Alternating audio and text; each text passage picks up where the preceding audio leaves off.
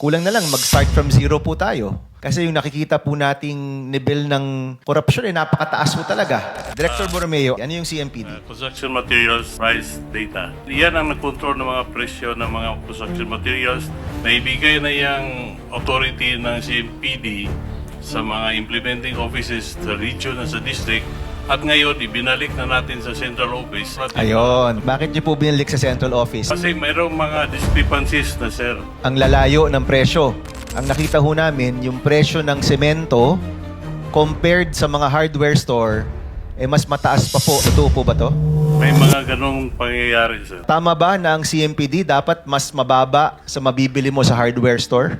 Tama po kayo, sir. Dahil ang laki po ng binibili ninyo, bulto-bulto pong binibili ninyo, dapat ang presyo ng gobyerno mas mababa sa makikita mo sa hardware store. So yung CMPD, mahalaga po yan para matukoy talaga natin yung tamang presyo ng mga proyekto. Kasi baka over-design siya para talagang palakihin yung presyo. At nais natin makahanap ng tamang presyo sa tamang dami, sa tamang kalidad ng mga materyales.